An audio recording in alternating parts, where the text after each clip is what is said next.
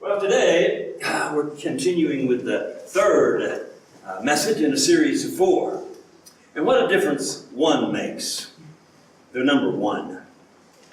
When I gave Sandra our gospel readings, I told her it was the 20th chapter of John, but it's actually the 21st of John. So it's a different reading, but these things happen, right? Yes.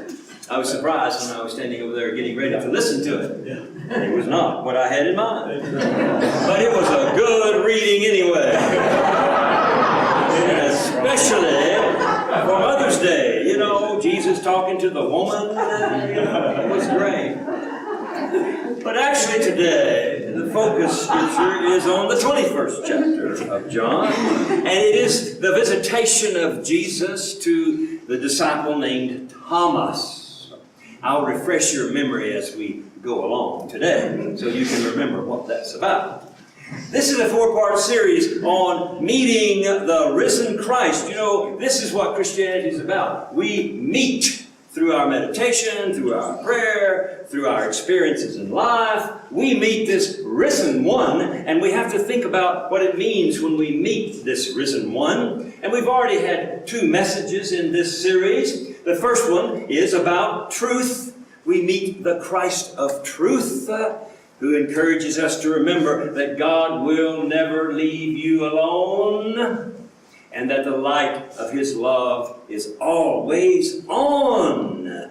Yeah, that was a great message that day. And then today, last Sunday we had the message about meeting the Christ of peace, and how you don't have peace until you have an eternal purpose in your life.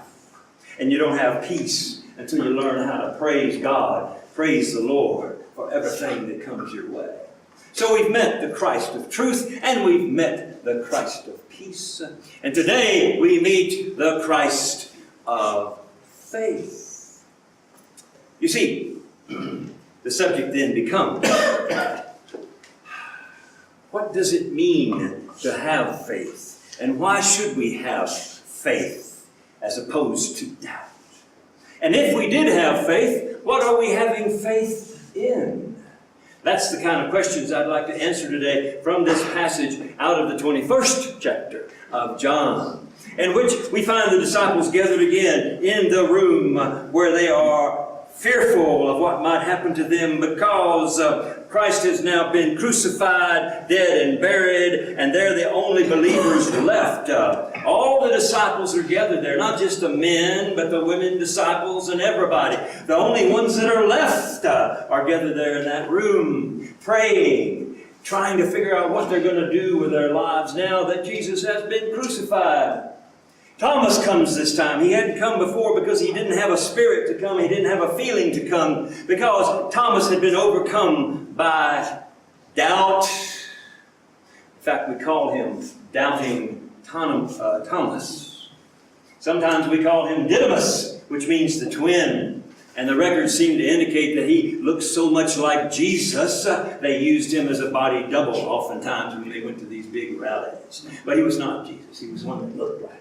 He was a twin. But anyway, so he came to the rally. He came to their place where they were hiding and where they were praying and where they were trying to figure out what they were to do next. And he'd heard this nonsense, he called it perhaps, from people like Mary Magdalene, that she had seen the Lord. And many of the other disciples were saying, we have seen the Lord. But Thomas was like, I don't know what you guys are thinking, but I'm not going to believe that the Lord Jesus has risen from the dead until I can see His hands and the nail holes there in them, and until I can see His side that was pierced by the sword. I'm not going to believe it until I see those things. He had kind of a bad attitude. And rightfully so. If you think about the experiences, the circumstances, and the situations of his life, you would have believed, or I should say doubted, in the same way. What kind of experience had he had? He saw his Lord crucified. What kind of a situation did he find himself in? Now he was a hunted man. If the Romans found him or the Jewish authorities found him, they would kill him just like they did Jesus. He was looking at his brothers and sisters and seeing that there weren't that many of them left, and it was obvious that the day was over. The facts are on the table. We have been defeated. Our Lord has been crucified, and there's no hope for us. We're all going to probably die. The best thing we can do is to just disband this movement, head out into the forest and the fields, and never mention the name of Jesus again. That's the best thing we can do, because that's what the facts indicate. That's what the facts put before us.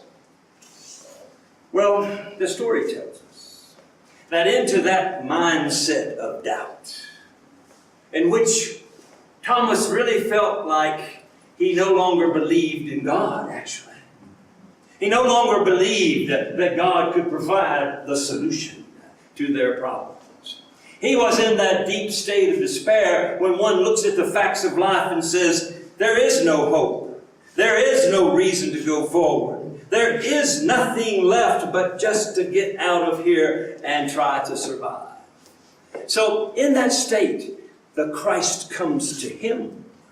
And according to our story, shows Thomas his hands and shows Thomas the side in which he was pierced by the sword. And when that happens, we hear that Jesus says to Thomas, stop doubting and believe. Thomas does at that point, crying out, my Lord and my God. And then Jesus, in the last of that particular passage, says to Thomas, you have believed because you saw. But blessed are those who have not seen, but yet believed. That's what we were supposed to read today. And that's the passage we want to reflect upon today. What can it teach us that the risen Christ wants us to understand? What can it teach us that we should understand when we see the risen Christ standing in our day of doubt? What can we understand from this? Well, I think it's pretty clear when Jesus says to Thomas, stop doubting and believe. And then he makes it clear that the blessed of this world are those who believe, even though they can see no reason for believing whatsoever. These are the blessed ones, who even though they have not seen any reason to believe there is a God, even though they have not seen any reason to believe that love wins, even though they've not seen any of that, yet they still believe. These are the blessed ones, Jesus says. So let's think about that power of belief. The power of belief. This is what Jesus wanted to put in front of these people that he was speaking with in that room, and especially Thomas. Believing is always better than doubting. I learned that early in my life when I was about your age, maybe 7. How old were you? 7. See, I was right.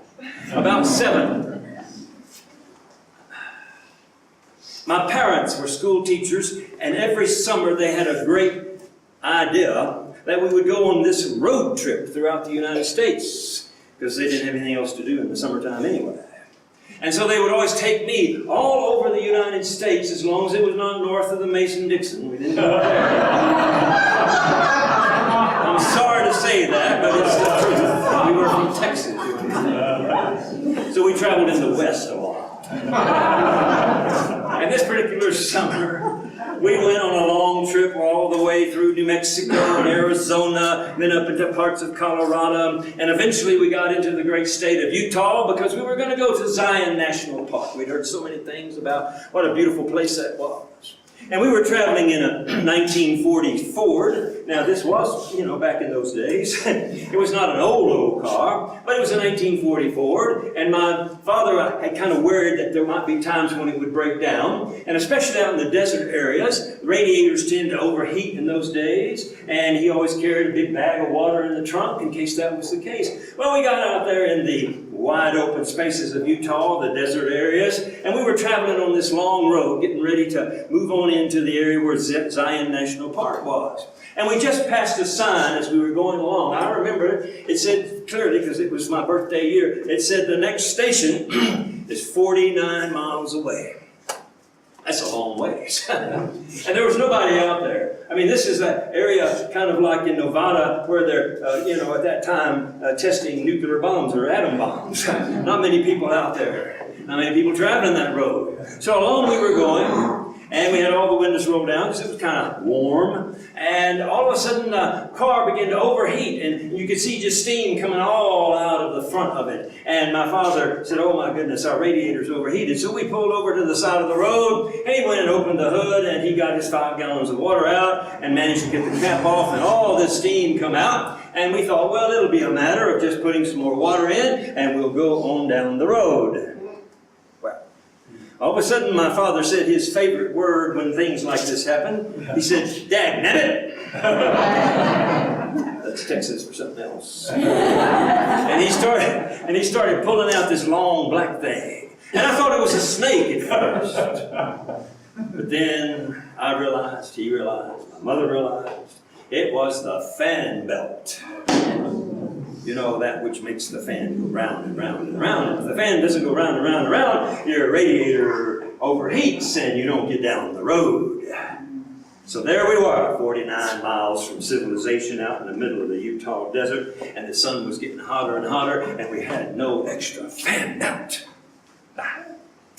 So there we were. My father analyzed the situation. The facts were before him very clearly. We have no fan belt. We can't go down the road unless we have a fan belt. So we only have 2 choices. My father said, I can walk the 49 miles, get a fan belt, and come back. We could do that. Or we could wait and hope somebody comes down this road in the next day or 2. Not good options, but that's what the facts represented. So my father thought it through, and he said, I think the best chance we have is to sit here and wait for someone to come, because the time I go down there 49 miles and come back, you may not even be here anymore. And we said, yeah, that sounds like a good idea. So we just kind of relaxed there, trying to wait, hope that we could hear a car coming, somebody coming down the road. My mother took a little nap in the back seat, and we sat there. But I could tell my father was in deep thought, and he was just kind of hitting his head like this. Some way, we've got to get out of here. And I could just tell he was really concerned about it, and he was really trying to think hard about what could be done. Well, time went by, and my mother woke up from her nap, and I can remember, it's amazing as you get older, you remember these things. She was wearing a yellow dress, one of these pleated yellow skirts, you see. And she decided she wanted to go for a walk and asked me if I'd go along with her, hold my hand, and we could walk off down a little ways together. Now, my mother liked to be a well-dressed woman. And for some reason, in the heat of Utah, she decided to wear a dress with nylons as well. And she had on these white sandals, and you could see the little dark part of the heel as we walked off down there together. And we were walking along. And all of a sudden, my father yelled out from the back of where we were at the car, and he says, I got it! My mother's name was Bessie. He says, Bessie, take off your nylons. She was like, what? Why should I do that, George? My father's name was George. These are brand new, she said. He says, oh, but I know how we can do it. I have seen the answer to what we're about. She was a modest woman, so she had to go back in the car, take off the nylons, and hand them to him. And he took those nylons and he wrapped them together like this, went and got the jack out of the back of the car and wrap around, tie. And pretty soon he had this belt made out of nylon. And he worked on putting it on that pulley around the fan, and he got it adjusted just right. Had a little knot in it, yes, that's true, but it was a belt. And we started the car, and you heard the engine roar, and there was this little chickum, chickum, chickum. But we had a fan belt. And it took us all the way 49 miles in the hot Utah sun to that station. That's when I learned a great, great lesson. If my mother's nylons could be changed into a fan belt, anything is possible. I hope you understand. This is the power of believing. My father would not give up. He just believed there was some solution. There was some way. Somehow this problem could be solved. And that's the point I'm trying to get across to you today. The first thing that Jesus was trying to make clear to Thomas, and the first thing the resurrected Jesus makes clear to us is never, never, never give up on the possibility of God's solution. Let me tell you, I don't care what the facts say. I don't care what lies before you. I don't care how confused you may be, or how much in pain you may be, or how grieving you may be, or how lost you may be. I don't care what it is. The risen Christ says to us, God has a solution. You just need to continue to believe that solution will be yours. And then you will see it, and you will understand it. And an amazing, wonderful thing will happen. You will see the power of God to take you from a place of despair to a place of hope. To take you from a place where you didn't think you would ever be able to leave to a place where you can go and find a new life. The power of God is beyond all imagination, and we must never give up believing in the power of God and the solution of God, no matter what the facts are before us. The message is so clear. Stop doubting. Start believing. We are the people of believing. Let me just say it to you this way. It dawned on me one year in my ministry as I was preaching upon this same topic before. God's possibilities are infinite.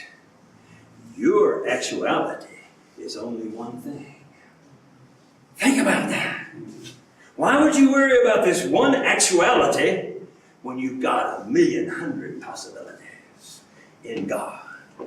So there it is. That's the first point we need to hear from this passage today from the risen Christ, and that is never, never, never give up on God's solution for your life, whatever it might be.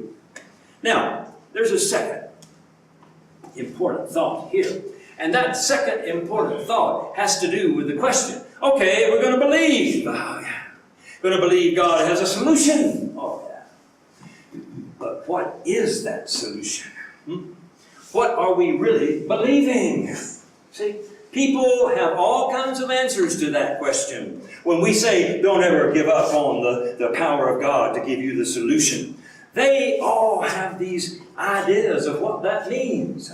And most human beings think that it means God is going to give me what I want. No, not going to happen like that. God is going to give you what you need. That's what God's going to give you. He is going to give you what you need. That's what happened to Thomas. Thomas got what he needed in that confrontation, or that meeting, I should say, with Jesus. He got what he needed, but it's not spelled out here, oh, I got what I needed, and it was bada, bada, bada. No, it's not spelled out here. But look at the dynamics of the conversation that take place. And I want to work you through it, because I want you to sense and feel the answer to the question, what are we believing in? What are we believing for? Thomas said, I'm not going to believe unless I see the hole in the hands. And I'm not going to believe unless I see where the side has been pierced by the spear and the sword. And so Jesus basically says to him, okay, you want to see that? Not a problem. Because I'm going to show you the solution you need. And Thomas probably thought, well, that's great. At least I get to see this, and then I can believe, and I'll be fine. But you know what happened, if you think about it in this passage? You got to think like, what would it have happened in that situation had we been there? Thomas is showed in his vision the hands that have been tortured and a nail driven through them. And what does that make Thomas do? It it makes him doubt even more. Never thought about that, did you? It made him doubt even more. What kind of a God would allow his son to have this done to him? What kind of a God would allow this kind of torture to take place? When he sees the nail-pierced hands, it doesn't give him faith, it gives him even more doubt. And when he sees the pierced side of the one who was having a struggling time breathing and has his side pierced with a spear, it doesn't make Thomas have any more faith. It makes him doubt even more. There must not be a God if he would allow his only son to be treated this way. And Thomas is getting more and more doubtful by the minute. Oh, I've seen the hand. I've seen the spear side. And it's only making me more and more and more doubtful. And that's when Jesus says to him, stop doubting and believe. Now Thomas has to say to himself, whoa, wait a minute here. What am I supposed to believe about this? I've seen these hands that have been tortured. I see this side that has been pierced. What am I to believe? What am I to believe? And I sincerely think that Thomas got it at that point, where the solution was shown. You want to know the solution to your life, Thomas? You want to know why you can go on in this world? Look at my hands. These are the hands that have given everything they could give, Thomas. Now it's your turn, Thomas.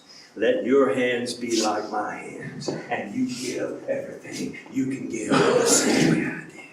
And you've seen this spear hole in my side, and you now understand that what you're seeing there is how I absorbed the worst that this ignorant, selfish, horrible world could inflict upon me. But I have risen again to love. So Thomas, here's your purpose. Here's what you're supposed to be doing. Absorb the worst the world can give you and then rise again to love. The solution to Thomas's doubt was right there. He didn't need any proof that God existed. He needed a reason to live. And Christ showed him the reason to live. Let your hands be like my hands. Let your side be like my side. And when Thomas got it, what did he say? My Lord and my God, I now know what I'm supposed to do. I now understand what I'm supposed to be like. He got the point. God's solution is always one thing: a chance to love. That's the solution for every problem you would ever have in your life. That's the solution for any difficulty you would ever face, is to have a chance to be used by God for love. There's nothing that cannot cure. And there's nothing that cannot make into something new and wonderful.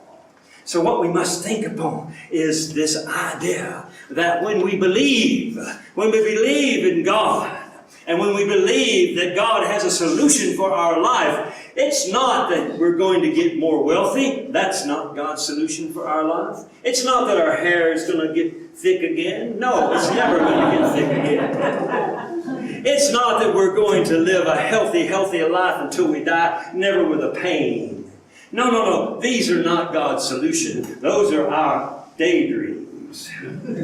God's solution is to give you a chance to love as long as you're alive here, as long as you've got breath, as long as you can get up in the morning. This is what God will give you, is a chance to love, and it will cure whatever else it is you've got. I don't care what it is. It will do that.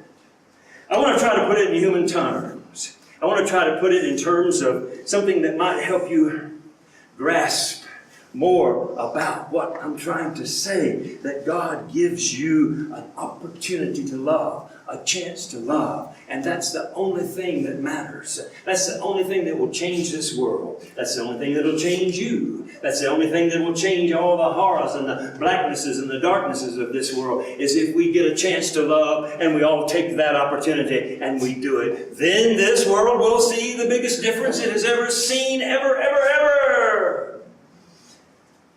There was a mother that I knew, whose name was Ruby.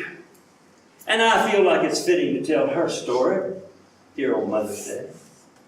Believe me, over my ministry I have seen hundreds, if not thousands of mothers, and all of them have been inspirational. I could list them one after another, and tell you all kinds of stories about mothers and what great things I have seen through mothers. But I chose Ruby today because I feel like her story is very impactful when it comes to this idea of giving a chance to love. Ruby was born in Guatemala. She grew up in Guatemala. She had a husband there and a daughter. The husband was killed in a construction accident. This was back in the 1970s. And the government of Guatemala at that time was distributing opportunities for people to be able to immigrate to the United States. And they chose Ruby as one that would be given that opportunity. Now this was back in the 1970s, before that became a huge national debate. Here she was, with dreams in her eyes of becoming a citizen in the United States, of having a different and more wonderful life for her daughter, who was about 9 years old at the time. They were going to go to America, and they were going to prosper as Americans do, and they were going to have a new life that was far beyond what they could hope for in Guatemala. A lot of hope she had. And so she took off with her child and herself, and that's all there was. They came to Texas, actually. And as it worked out, she ended up in our church. It was a very, very large church, about 5,000 or so members. I was an associate pastor there in charge of youth ministry in my early years. And they hired Ruby to be the assistant janitor for the building. She was just so happy to get that job. She was a little round thing, and she was all filled with joy. And every day, buenos dias, buenos dias. And she was just so nice to us. And we all kind of fell in love with Ruby. She's a wonderful person. Really, really hard worker. And then we learned at night she would stay up late working with her daughter, trying to help her learn English, trying to help herself learn English, trying to help her with her homework. She would take little odd jobs on the weekends whenever she didn't have to be at the church, or whenever it was she didn't have to be there. And the thing we all learned about her was that she saved every dime she could get her hands on. She put it in a little savings account she had opened up. And so she was beginning to get acclimated to our community and was beginning to grow in the way of the United States back in those days. And she had great hope in her heart, and things were just wonderful for her. And it went along for a year or so while I was still there. And she worked so hard that when the actual head janitor retired, she was promoted to the position of the head janitor for this church. And that was a nice increase in her salary, and it made her feel so important to know that she was now the head janitor of this particular institution. And so she was so excited about that. We were all excited about it. And every Christmas we had a donation box for Ruby. We called it the red box. And we would have people put donations in there for her. And it always overflowed. Every Christmas she got an amazing amount of money. But she didn't spend it on herself. She would buy a little thing for her daughter for Christmas, but the rest went into savings. She was very, very big on saving. Because she wanted to have a better life for her and her daughter. So anyway, things went along, and one evening, being the youth minister, it was my job to lock up the church after all the activities. And our youth ministry was done for the day. Then I had to go around, and this was a big building with lots of doors and things. And I had to lock up all the doors and make sure everything was all secure. Then I walked by the big sanctuary, and I could see that someone had left on a light on the altar area. It's a big sanctuary. And I thought, who left the light on in the altar?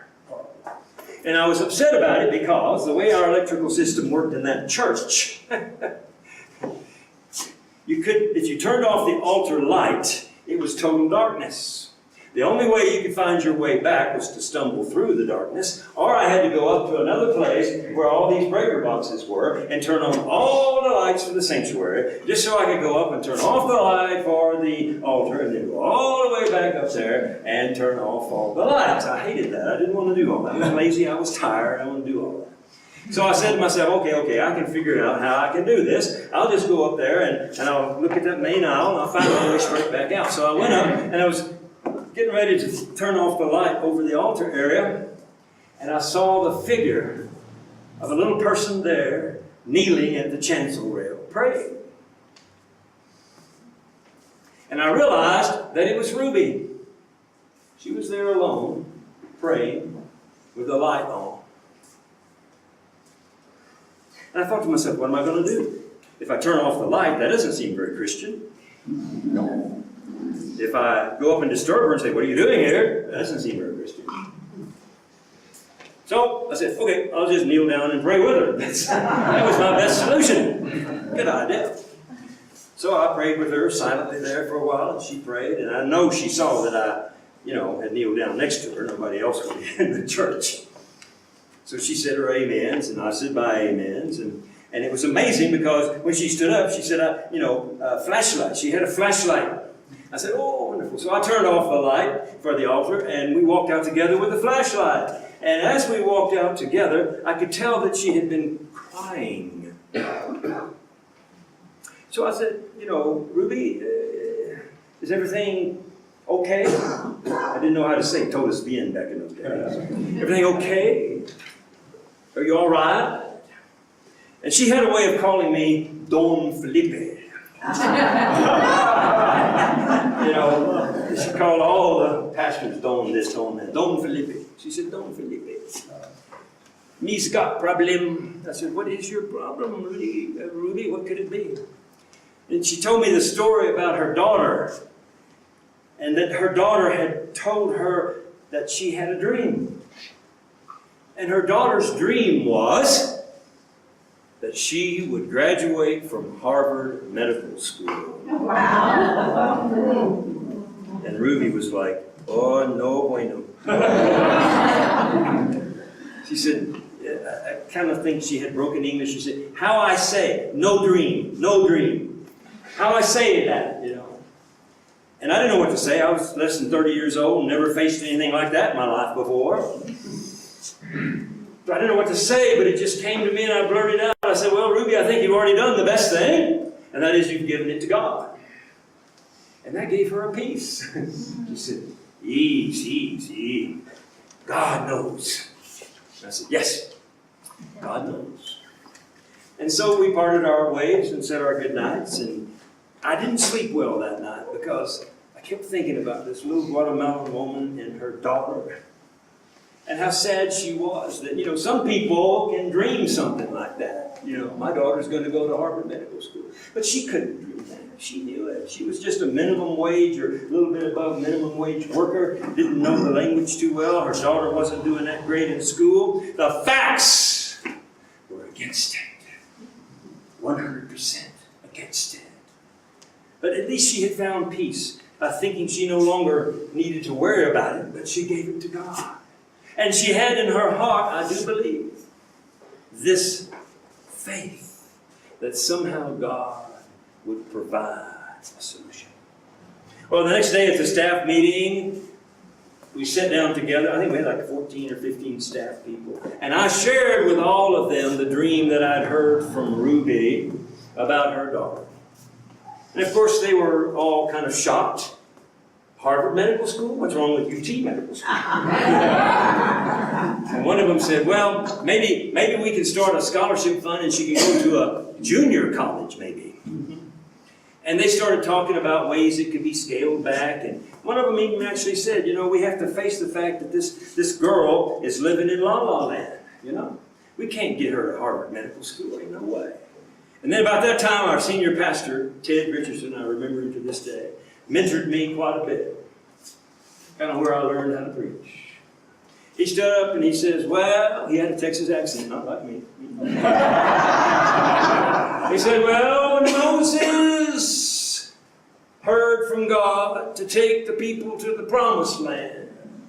He didn't say to Moses, give them some little dinky farm out there in the desert. He says, no. God told Moses, you take them all the way. Don't start this journey unless you can take them all the way. That's what Moses said. And I was like, I don't remember that being in the scriptures. Preachers kind of have that license to make up things like that.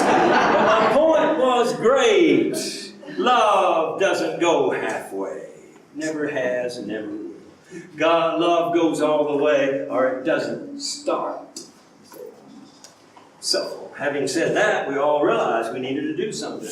So we talked about it a little bit. This girl's name was Maria Grace. That was her name. And so we decided to start a fund called the Grace Fund. And we told our people in our community that this was for her college education. That's what we told folks about. And that we wanted to have them contribute to this fund and to help us be able to get Grace there. And of course, the congregation just responded amazingly wonderful. Donations from every direction began to come in. But you know who was the first person to put money in that box? It was Ruby. She brought everything she'd saved. She put it in there. And when people heard that, the donations went crazy.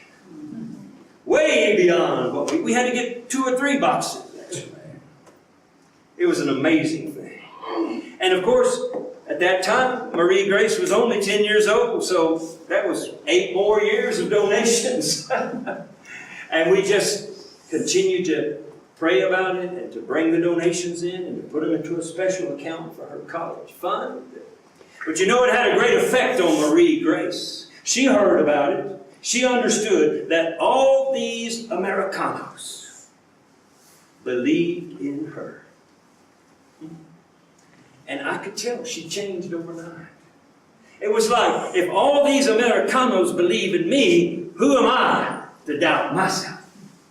So she started studying, getting better at English, getting better at her grades, doing everything she could to improve her chances to go on and get into college. It was a great thing. It was a tremendous thing to see, and it inspired the people in our congregation to give more love. You see, we were in a college town. Austin, Texas was a college town. And we were the college church. And we had professors in mathematics and biology, professors in all kinds of fields, even doctors who taught in the UT Medical School were in our congregation. And one by one they came forward and said, let's give this girl a world-class education. One by one they sat with her, studied things that she would never have learned in high school, prepared for the SAT test. By the time she got to the level of high school, she was already at the very top of her class. And that's when I had to leave that church and go on to become a pastor, because you know in the Methodist system, they just kind of send you on. So I didn't get to keep up with what happened to Marie Grace, but I knew with all that love going on, some great things were going to happen. Well, I guess it must have been about 14 years later, 15, 14 years later, I done forgot kind of about the whole thing.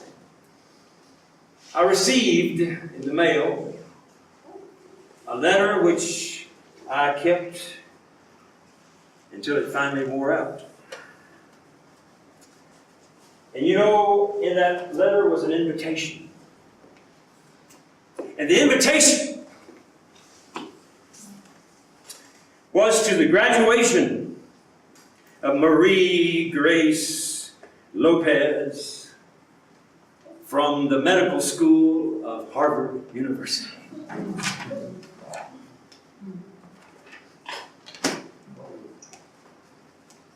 Amazing what love can do.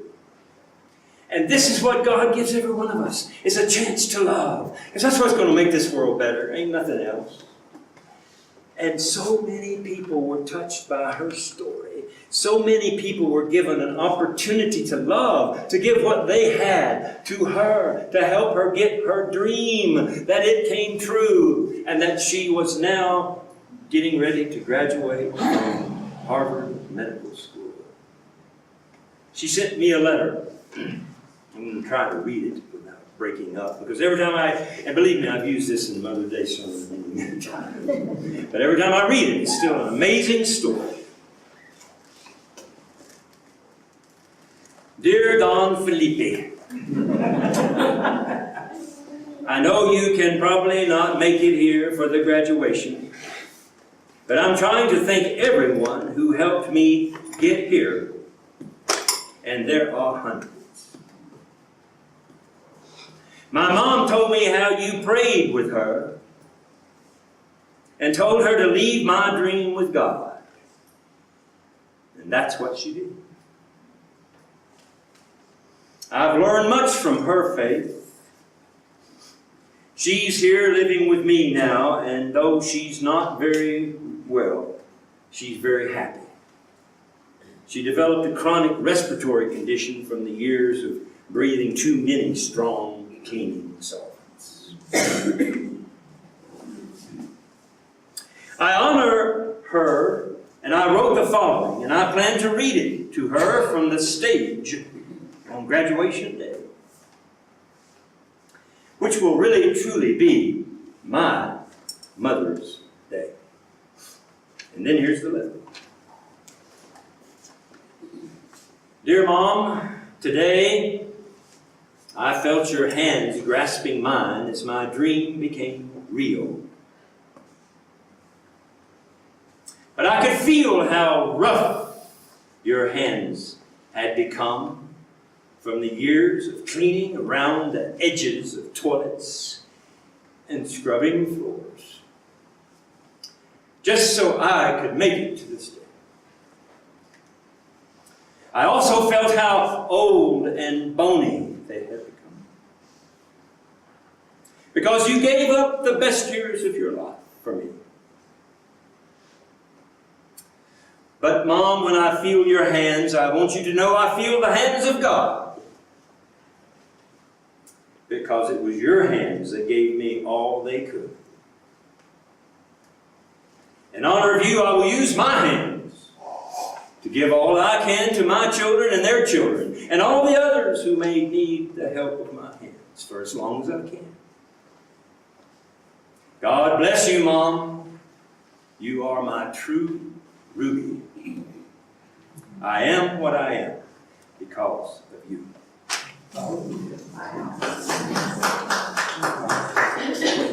Yeah, like I said, every time I read that, it's pretty powerful. But the whole point of it is, Ruby discovered the truth. God gives us all an opportunity to love. Marie Grace was her opportunity to love. And Marie Grace's dream became an opportunity for hundreds of people to show love.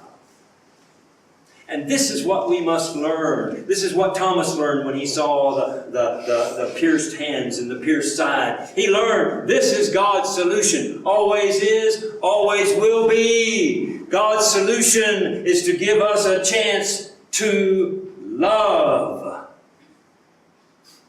You know, we're here in Cuenca, and you may wonder why you're here. You may think, as I've said before, that you brought yourself here. Don't ever think such silly thoughts. You didn't bring yourself here. And you're not a member or a participant of ICC because you thought it'd be nice just to go to church some Sunday. You are here for a reason. Every one of you is here for a reason. And the reason you're able to get up every day, the reason you're able to walk around every day, is because God has a solution for whatever miseries you might face. And I know many of you got all kinds of miseries with your health or with your finances or with whatever else it is you've got. But God's got a solution for that, and it's to give you a chance to love. Because when you start doing that, when you get engaged in that, life stands still.